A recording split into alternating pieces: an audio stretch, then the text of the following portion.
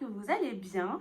On se retrouve aujourd'hui dans une nouvelle vidéo mes 10 essentiels pour vivre avec mon chien. La partie 1, parce que je pense qu'il y aura une deuxième partie, vu que je vis avec beaucoup de matériel pour mon chien. Donc aujourd'hui, c'est vraiment vous présenter le matériel que j'utilise pour mon chien et pourquoi, pour éventuellement vous donner des idées. Ça peut toujours vous aider. Surtout si vous vous posez des questions sur certaines choses. Voilà, en tout cas, aujourd'hui je vais vous présenter ce qui appartient à Leiko. Et puis, on est parti. Première chose, ça va être les gamelles. Ouf, ça commence à faire du bruit. Donc, la gamelle d'eau et la gamelle pour les croquettes. Donc, j'aime bien utiliser ces gamelles-là parce que c'est là déjà donc, des grosses contenances et elles sont très facilement nettoyables. S'il y a des bouts de tarte qui viennent tout autour parfois se mettre, donc si ça arrive, n'hésitez pas à remplir la gamelle de vinaigre blanc, laissez poser et après bien nettoyer à l'eau bien chaude. Et donc aussi j'ai cette gamelle là qui est plutôt en, je sais pas, en porcelaine, enfin voilà quoi. Pourquoi la laisser aussi petite? Parce que forcément j'ai un petit chien, donc fatalement il y a moins de croquettes que sur des gros chiens. Et puis au-delà de ça, j'aime bien le fait qu'elle soit antidérapante, qu'elle soit lourde, parce que Leiko quand il mange, avec son nez il pousse, et donc parfois la gamelle elle part très loin. Donc là au moins c'est antidérapant, c'est de bonne qualité, et puis ça dure dans le temps, donc je trouve ça pas mal. Ensuite on a la serviette. La serviette toute sale. La serviette qui est en fait sur mon four, pour être honnête, parce que ma cuisine est à côté de mon entrée. Donc la serviette est sur la porte de mon four.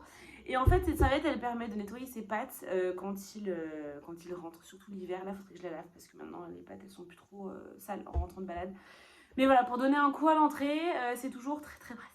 Troisième chose dont j'ai besoin très souvent, c'est pour l'hiver, le manteau. Oui, j'ai un petit chien, donc un chien frileux. Il y a certains petits chiens qui ne sont pas frileux, mais quand même, il y a quand même plus de chiens qui sont frileux. Ah, moi, Lou, il va vous dire bonjour. Viens, viens, tout. Attends, je t'enlève les gamelles.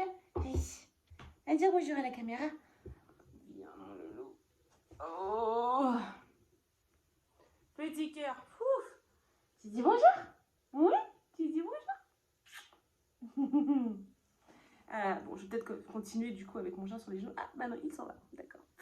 Donc voilà, le manteau, super important, l'hiver, pour des poils courts. Ensuite, prochain objet.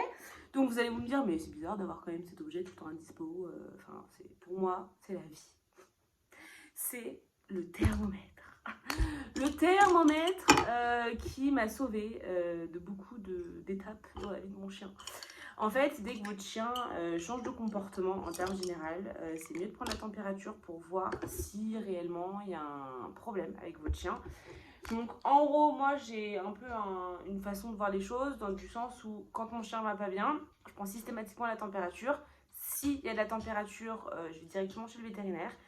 S'il n'y a pas de température, ça veut dire que c'est pas pressé et j'attends.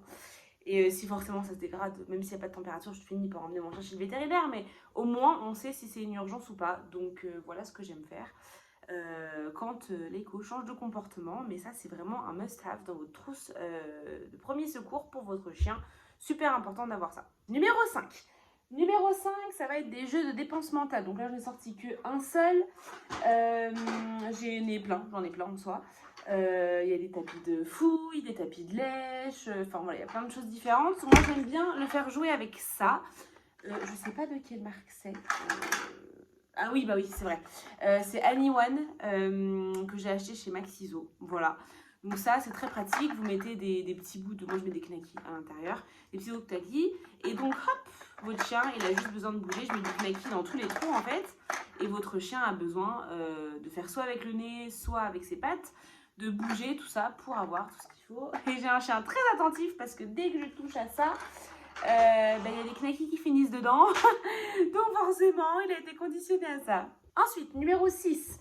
On a, alors ça peut être ceux-là comme plein d'autres, hein, mais les os à mastiquer, super, aussi en dépense mentale. Alors c'est à la fois en dépense mentale et à la fois en complément alimentaire finalement. Moi je prends ceux qui sont au poulet, mais il y en a plein d'autres. Il y en a plein d'autres de type d'os. Enfin ça peut être des plus grands si vous avez un gros chien. Forcément moi j'ai un petit chien, donc ça fait que petits os. Mais voilà, ça c'est super intéressant quand je lui en donne. Quand je lui en donne, il en a pour environ bien 40-45 minutes. T'as fait un moulou. Alors, mais parce que du coup j'ai un spectateur à côté, forcément, qui me demande un petit peu. Tu veux? Viens. Ah oui. Voilà. Ici, en tout cas, c'est validé. Numéro 7, ça va être des bottines. Des bottines pour l'hiver. Alors, c'est pas tant pour la neige, mais c'est plutôt pour le sel, en fait. C'est très important de protéger vos chiens. Ok, on n'est pas dans un pays où il y a énormément de neige, de sel et tout. Quand bien même dans les montagnes, il y en a un peu plus. Mais c'est important parce que très rapidement, pour éviter le verglas ou quand on est, oui, pour éviter le verglas, quand on est plus verglaçante, il y a souvent du sel qui est mis dans les villes. Donc ça ressemble à ça.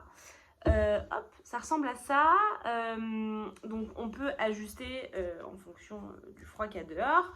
Donc c'est, hop, j'ouvre tout, c'est ajustable.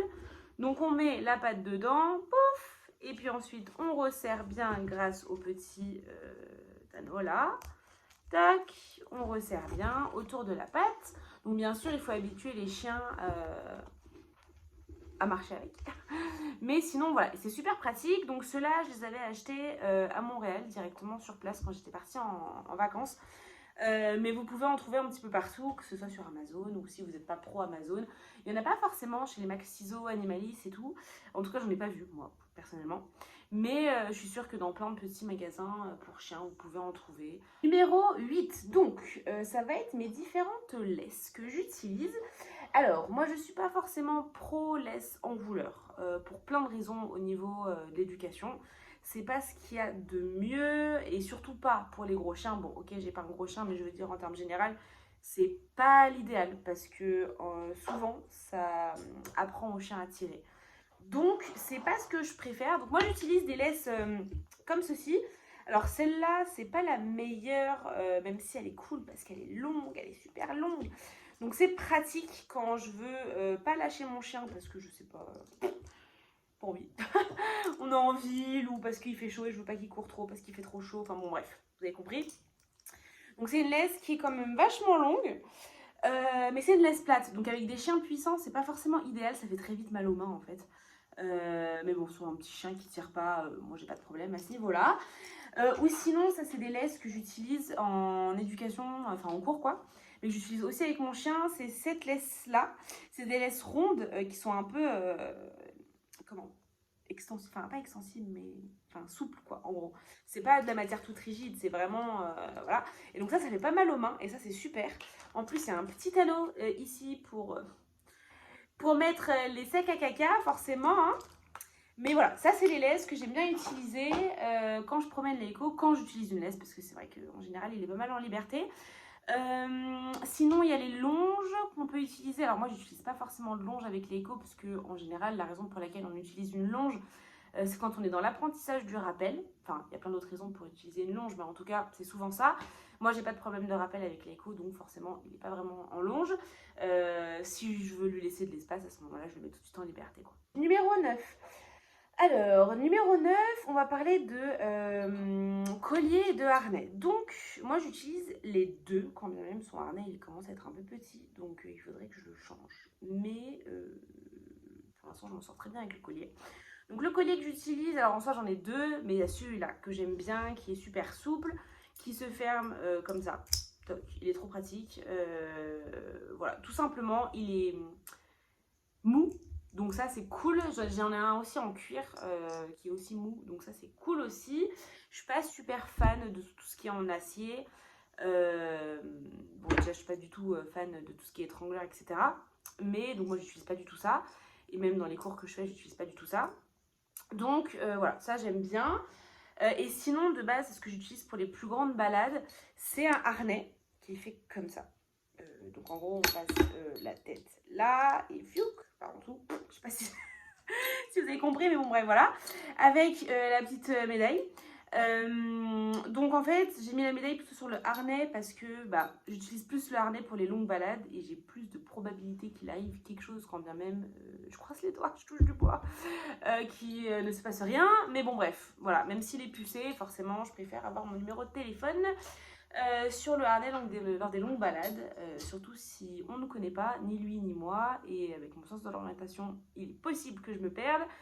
Et si mon chien est trop loin devant et qu'il m'a pas vu, voilà, même si c'est jamais arrivé, je me dis une seule fois et puis c'est trop tard. Donc il vaut mieux mettre une petite médaille. Donc tout ça, ça vient de chez Maxiso. En vrai, j'achète beaucoup chez Maxiso, c'est ce que je préfère en fait.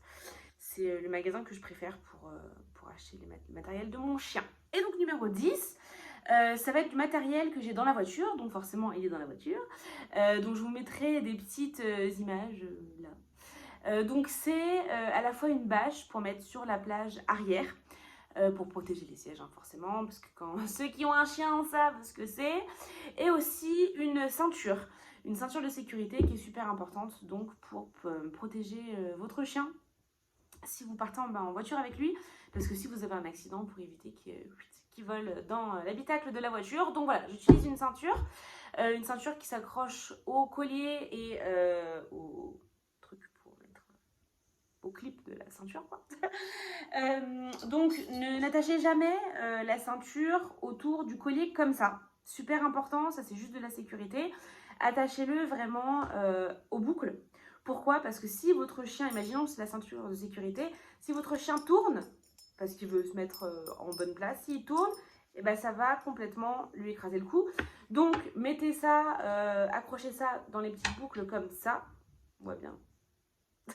Dans les petites boucles comme ça votre chien peut tourner indéfiniment et c'est la laisse qui tournera sur elle-même et non pas le collier qui tournera. Donc au moins on n'étrangle pas votre chien. Voilà. Et voilà, on a fait le tour des 10 objets que j'utilise le plus au quotidien avec Leiko. Donc j'en ai encore plein d'autres comme je disais en début de vidéo. Donc si vous voulez, je peux faire une partie 2 pour ça. Donc si vous avez des questions, n'hésitez pas. J'ai le maximum de références. Donc comme je vous disais, c'est Maxiso. Hein. J'essaierai de vous répondre si vous avez des questions par rapport à ça. En tout cas, je vous remercie beaucoup pour avoir écouté la vidéo jusqu'ici. Et puis je vous dis à la semaine prochaine. Ciao!